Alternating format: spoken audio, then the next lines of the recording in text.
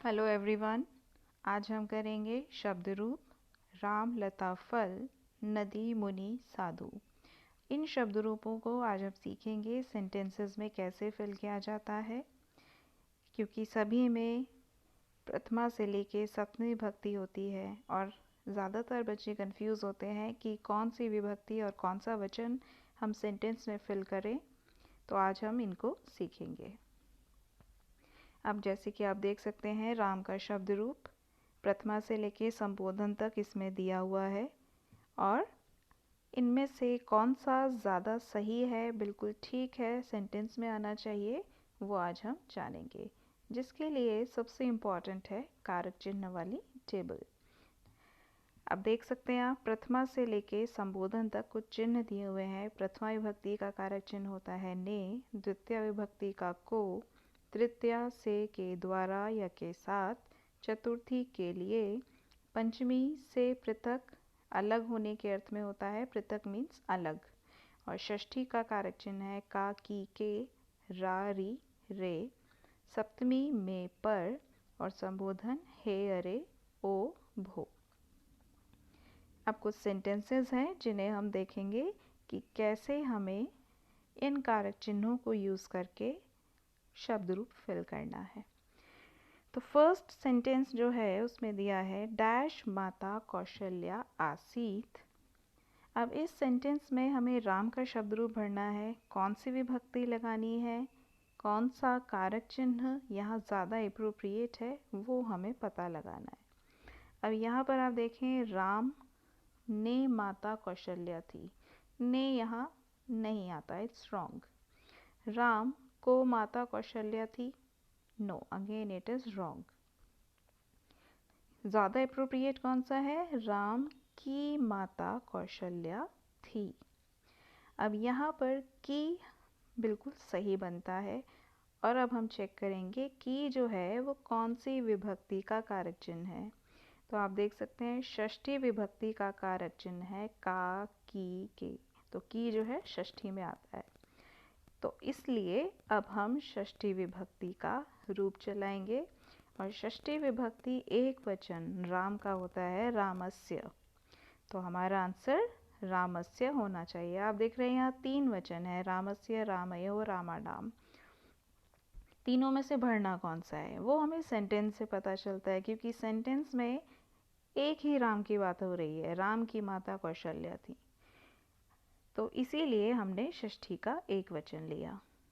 तो हमारा आंसर हो गया रामस्य माता कौशल्या आसीत। सेकंड देखें, डैश गृहम दिल्ली नगरे अस्ति। डैश घर दिल्ली नगर में है।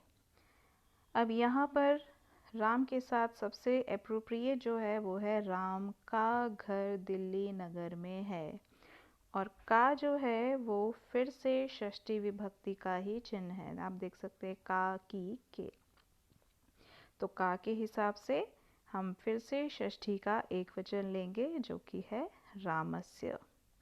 तो हमारा आंसर हो जाएगा रामस्य गृहम दिल्ली नगरे अस्ति। नेक्स्ट है लवः कुशः च पुत्रौ स्तः। लव और कुश राम के पुत्र हैं, तो क्या आया, के, और के आप देखें तो फिर से षष्ठी विभक्ति का ही कारक चिन्ह है के, और षष्ठी विभक्ति एक वचन होता है रामस्य। तो तीनों ही सेंटेंसेस में रामस्य आया, एक जगह की का प्रयोग हुआ, एक जगह के का प्रयोग हुआ, एक जगह का प्रयोग हुआ। तीनों ही षष्ठी के कारक चिन्हों का प्रयोग हुआ, पर आंसर हमारा आया रामस्य।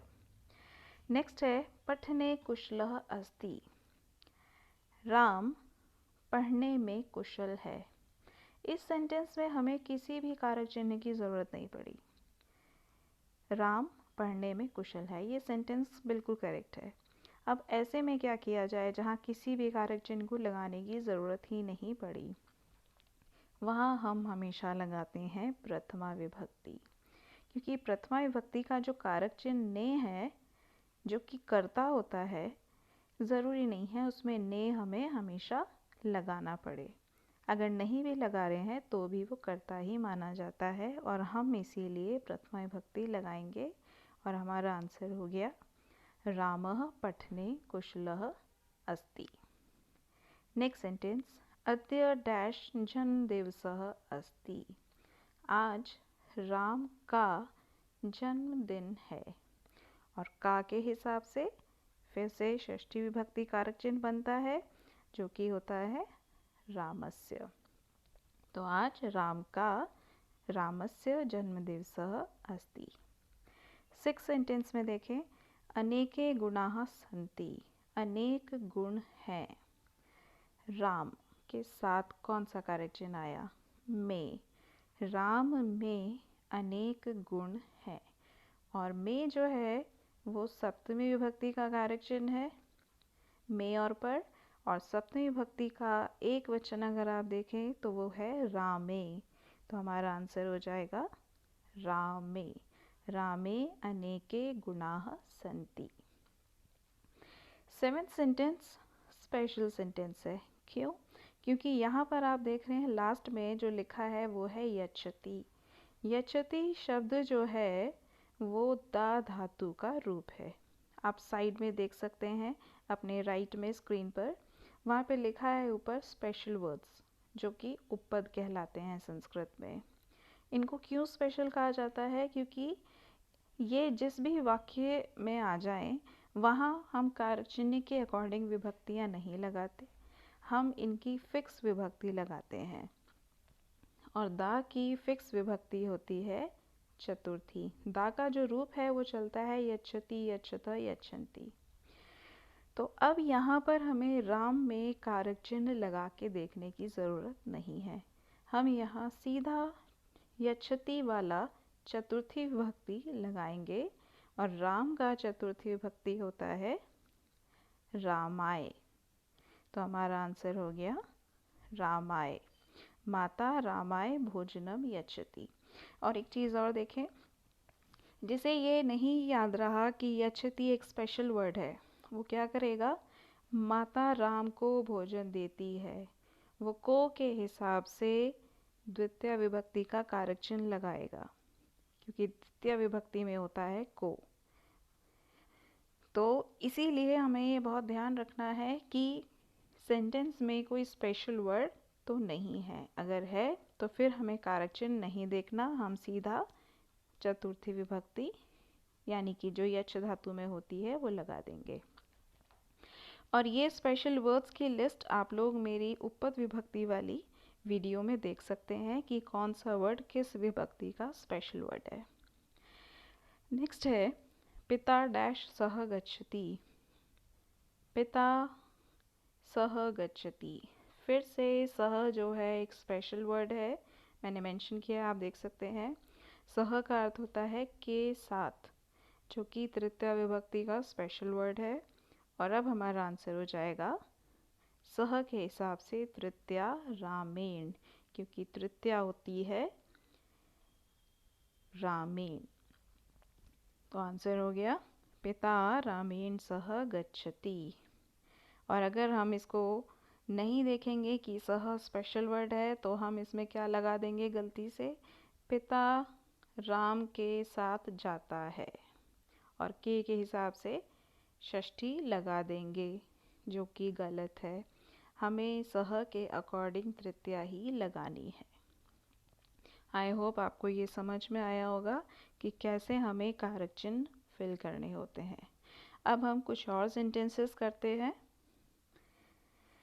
यहाँ कुछ मिक्स सेंटेंसेस हैं जिसमें लता, मुनि, साधु, नदी के शब्द रूप लिए गए हैं। फर्स्ट सेंटेंस देखिए, इदम पुस्तकम डैश अस्ति।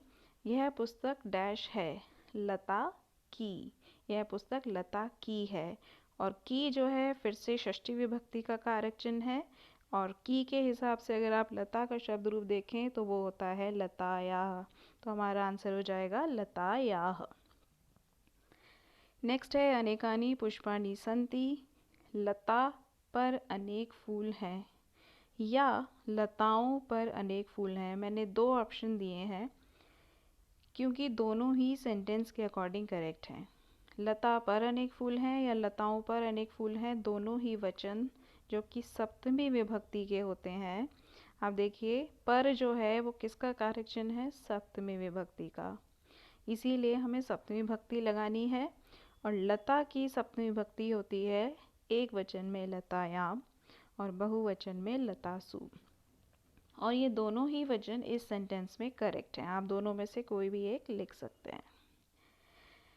नेक्स्ट है विद्यालयम गच्छति, लता विद्यालय जा रही है या जाती है। इसमें भी हमें किसी कारक चिन्ह की ज़रूरत नहीं पड़ी, सिंपल लता आ रहा है तो हम इस केस में लेंगे प्रथमा विभक्ति, जो कि हो जाएगा सिर्फ लता।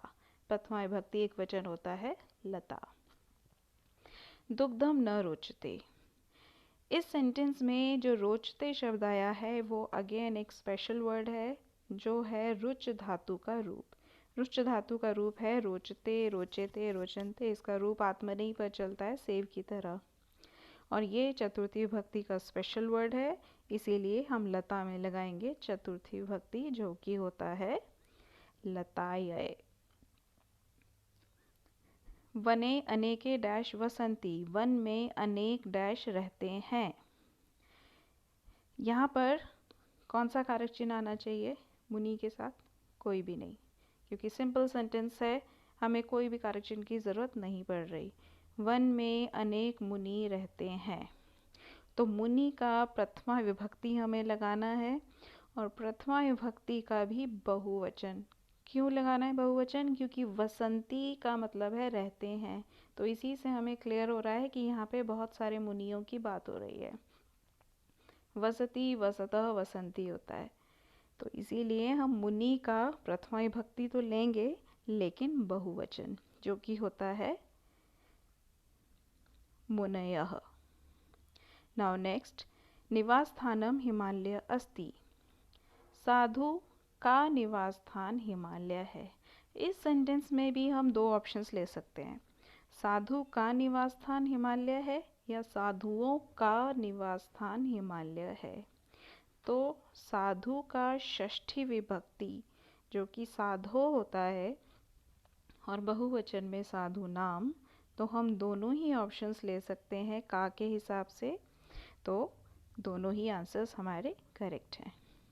बालकः भोजनम यच्छति, अगर आपको ध्यान हो अभी पीछे हमने किया था यच्छति, जो कि दा धातु का स्पेशल वर्ड है, और अब हम मुनि में सीधा चतुर्थी लगाएंगे, कारक चिन्ह चेक नहीं करेंगे, तो आंसर हो जाएगा मुनये। जलम स्वच्छम भवति, नदी का जल स्वच्छ होता है, तो का के हिसाब से हम क्या लगाएंगे, षष्ठी विभक्ति, क्योंकि काकी के षष्ठी होता है और नदी का षष्ठी विभक्ति होता है नद्याः, तो हमारा आंसर हो गया नद्याः। अब यहाँ मैंने इसका बहुवचन भी लिया है, क्योंकि दोनों ही आंसर करेक्ट हैं, नदी का जल स्वच्छ होता है या नदियों का जल स्वच्छ होता है, बोथ आर करेक्ट, सो हम दोनों में से कोई भी एक यूज़ कर सकते हैं। बालकाः तरन्ति, नदी में बालक तैर रहे हैं, और में जो है कौन सा कारक चिन्ह है, सप्तमी विभक्ति का, और सप्तमी विभक्ति नदी होता है नद्याम, तो हमारा आंसर हो जाएगा नद्याम। प्रदूषितम न कर्तव्यम, प्रदूषित नहीं करना चाहिए।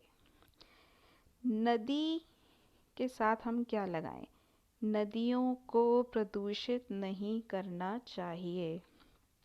हम यहाँ एक वचन भी भर सकते हैं, नदी प्रदूषित नहीं करनी चाहिए, लेकिन जब इस तरह के सेंटेंस होते हैं तो हम केवल एक नदी की नहीं, हम सभी नदियों की बात कर रहे हैं कि नदियों को प्रदूषित नहीं करना चाहिए।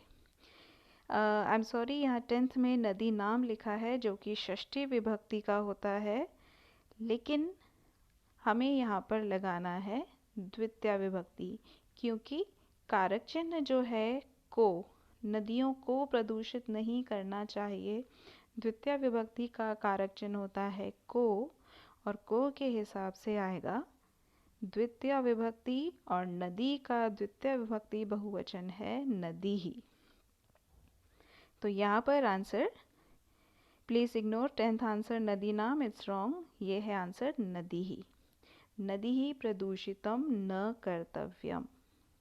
नाउ 11th, सदैव ईश्वरम भजती। सदैव ईश्वर को भजते हैं या भजन करते हैं। यहाँ पर हम क्या लेंगे?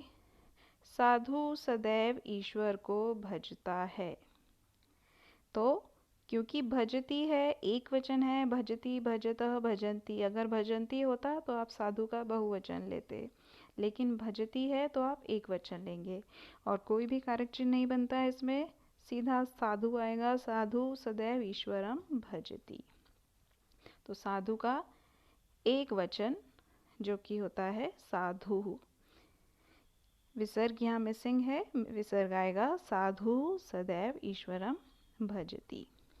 एंड लास्ट सेंटेंस, गंगा श्रेष्ठा अस्ति। नदियों में गंगा श्रेष्ठ है। यहाँ पर में आना चाहिए नदी के हिसाब से। तो सेंटेंस के हिसाब से जो में आएगा, और में जो है कौन सी विभक्ति का कारक चिन्ह है? सप्तमी विभक्ति का कारक चिन्ह है में। तो इसीलिए हम नदी का सप्तमी विभक्ति भरेंगे जो कि होता है नदीषु। और क्योंकि यहाँ पर सभी नदियों की बात हो रही है, सारी नदियों में गंगा श्रेष्ठ है, इसीलिए हमने बहुवचन लिया है। हम ये नहीं कहेंगे नदी में गंगा श्रेष्ठ है, हम कहते हैं नदियों में गंगा श्रेष्ठ है। इसीलिए सप्तमी विभक्ति के हिसाब से बहुवचन का हमने उत्तर लिया नदीषु। तो इस तरीके से आपको सेंटेंसेस में कारक चिन्ह फिल करने होते हैं। आपको सिर्फ एक बात का ध्यान रखना है कि उसमें कोई उपपद तो नहीं है। अगर उपपद है फिर आपको कारक चिन्ह देखने की ज़रूरत नहीं है, आप सीधा वही विभक्ति फिक्स वाली भर देंगे, अदरवाइज़ आपको कारक चिन्ह देखने हैं। आई होप आपको ये वीडियो अच्छा लगा होगा। मिलते हैं नेक्स्ट वीडियो के साथ। Till then, bye bye.